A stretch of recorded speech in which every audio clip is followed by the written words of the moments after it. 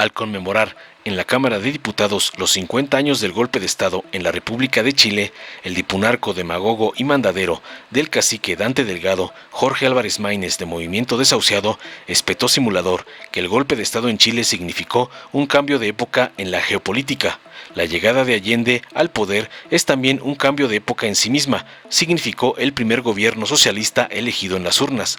Subrayó Falsario que el golpe de Estado también marcó un cambio porque a partir de 1973 florece una nueva época en los derechos humanos y surgen instituciones para su defensa. Reconoció demagogo a la política exterior mexicana, que nos defendió como un país que acogía a los exiliados, que les daba una ruta de vida y entendía el valor que eso significaba, concluyendo no sin antes atacar a AMLO, criticando que los secretarios de las Fuerzas Armadas del Pueblo de México lo acompañaron a Chile a conmemorar tan importante fecha.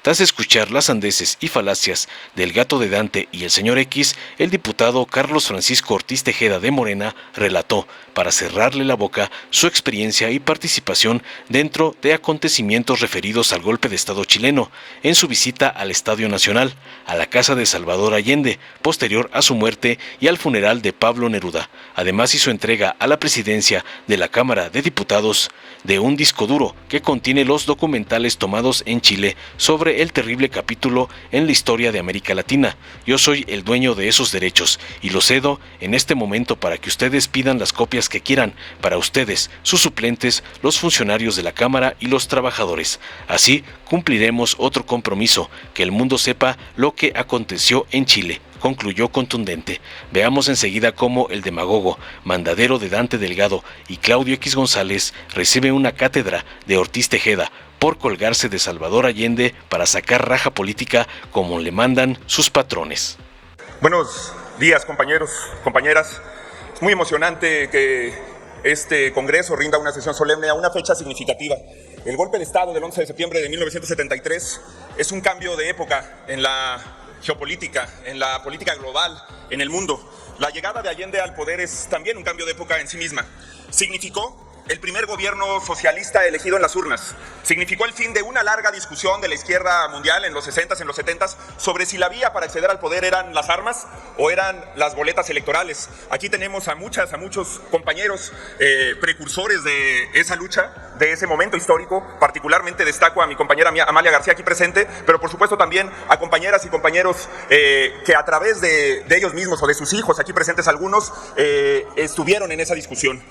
También decir que en México esa discusión pudo llegar a buen puerto gracias a un hombre de Estado que merece ser recordado hoy, honrado, a don Jesús Reyes Heroles, que aceptó en 1977 una reforma político-electoral que le abrió la vía electoral a la izquierda. Hace 10 años, platicaba yo con un político regiomontano, con un político del PRI regiomontano, y me decía, ¿sabes yo qué le admiraba a esos hombres, a esas mujeres, Jorge? Entre los que por supuesto está mi padre, militante del Partido Comunista, del Partido Socialista Unificado de México. Dice, me lo dijo con este desparpajo, que les dábamos unas madrizas en cada elección y se presentaban a la siguiente, que les hacíamos fraude en una elección y a la siguiente ahí estaban dando la lucha, que iban y cuidaban sus casillas, que iban y se postulaban y que no dejaban de luchar por los ideales que tenían. Ese legado lo marcó como punto de inflexión el triunfo electoral de 1970 de Salvador Allende en Chile. También marcó un cambio de época el golpe de Estado, porque a partir del 73 florece una nueva etapa, una nueva era en los derechos humanos. Hasta antes del 73 los derechos humanos eran una discusión entre estados, eran producto de convenios, de acuerdos, de tratados internacionales que se daban básicamente entre estados. En el 73 surge la vía de la sociedad civil en defensa de los derechos humanos. Las organizaciones que hoy tenemos en el país, en el mundo, pero fundamentalmente en México, en la defensa de las víctimas, las denuncias de tortura por parte de la sociedad civil, la lucha organizada desde la sociedad en defensa de los derechos humanos, la masificación de esta agenda de derechos humanos, que es la bandera fundamental de Movimiento Ciudadano, es nuestro paraguas ideológico, se da en el 73. Las primeras organizaciones en defensa de víctimas. También es muy importante recordar, como lo decía la embajadora Beatriz Sánchez, que es una enorme distinción para México que Beatriz Sánchez sea la embajadora de Chile en México por lo que representa. Una época del exilio una red internacional de chilenas y chilenos exiliados que fue ejemplar, que le ha dado a México grandeza cultural, que le ha dado un patrimonio del que nos sentimos orgullosos los mexicanos, las mexicanas. Salieron 200,000 chilenas, 200,000 chilenos a organizarse, muchos de ellos grandes amigos nuestros, y de esos es un orgullo decir que 1 de cada 10 llegó a México. Y también hay que reconocer, como reconocía Reyes Orroles como hombre de Estado, esa política exterior mexicana que nos definió como un país que acogía a los exiliados y que les daba una ruta de vida y que entendía el valor que eso significaba. En momentos en donde se persigue a los migrantes, en donde se les encarcela, hay que recordar esa época dorada de la política exterior mexicana que contrasta con que hoy, en la visita de Estado del presidente de la República Mexicana a Chile, lo acompañen los secretarios de la Marina y de la Defensa. Ese no es un mensaje correcto al pueblo chileno en la conmemoración de 50 años del golpe de Estado. Y quisiera cerrar con una frase de Salvador Allende que me gusta mucho de ese último discurso. El pueblo debe defenderse, pero no sacrificarse. El pueblo no debe dejarse arrasar ni acribillar, pero tampoco puede humillarse. Que su valentía, el valor que tuvo de enfrentar el momento más importante que tiene un ser humano, que es la muerte, sea ejemplo para todas y para todos. Allende vive, compañeras y compañeros. Antes que nada, quiero dar gracias al Pleno que aceptó la propuesta de los miembros de la Jucopo para otorgarme la distinción de hablar durante 5 minutos en esta sesión solemne.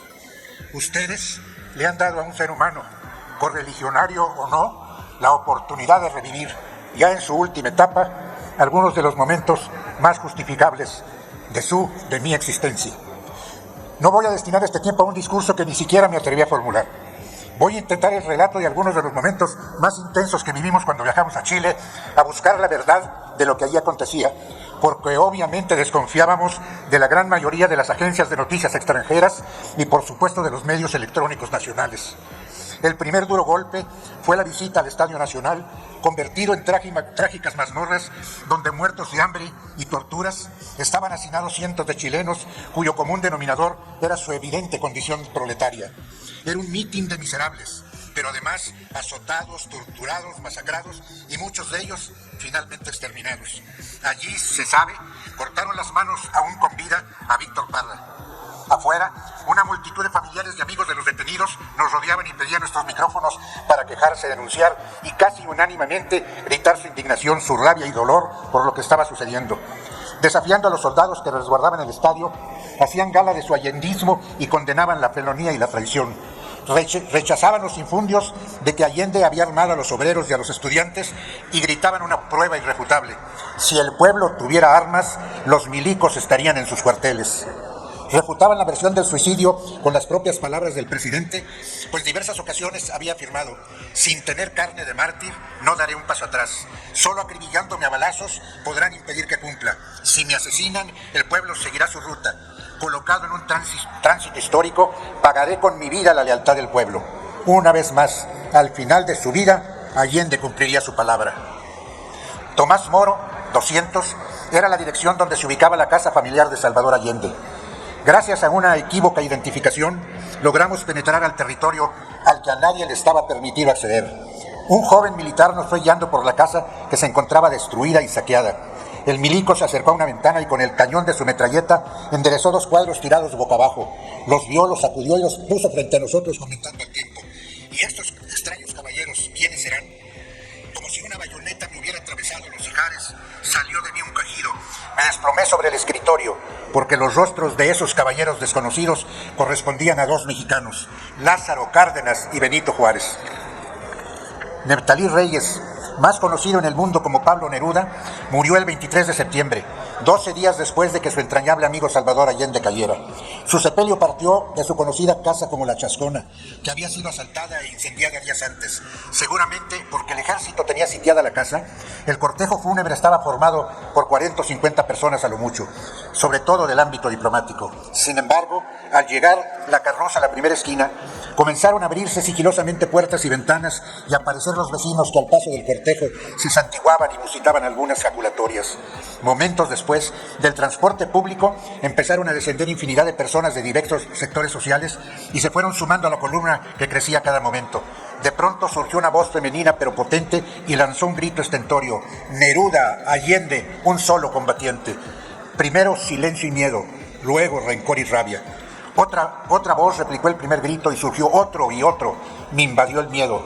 Los jóvenes cadetes se mostraban nerviosos, confundidos, afianzaban sus armas y las tanquetas paseaban sus cañones por encima de nuestras cabezas. pero ya para ese entonces había una gran multitud, y esa multitud seguía gritando: Neruda, Allende, un solo combatiente. Pero esto no había terminado. Esa misma voz femenina se volvió a escuchar en todo el mitin, en toda la manifestación, y comenzó a decir, a cantar la canción de los comunistas del mundo. Convocaban a la unidad y les decía: arriba, pobres del mundo. Yo me aterré, sabía que estaba en riesgo absolutamente todo. Pero cuando la gente comenzó a cantar la canción, cuando se inundó la calle con el himno de la Internacional, tuve que comerme mi miedo y con voz estremecida comenzar a decir: arriba, víctimas del mundo, arriba todos a luchar por la justicia proletaria, viva la Internacional. Cayó Allende. Dice un escritor español que hay ciertos hombres que cuando mueren no se les entierra, al contrario, se les siembra. Allende fue uno de esos, y por eso estamos viendo resurgir lo que hace 50 años que usted creía muerto. Allende entró a la moneda por la fuerza del pueblo, ganó legítima y democráticamente su elección. Los militares lo echaron fuera. Ahí cayó Salvador Allende. Pero que no olvide el fascio del mundo, que no olviden que ahí cayó Allende, pero cayó como quien se levanta. Muchas gracias. Dale en me gusta, suscríbete, activa la campanita y compártelo para que más gente lo vea.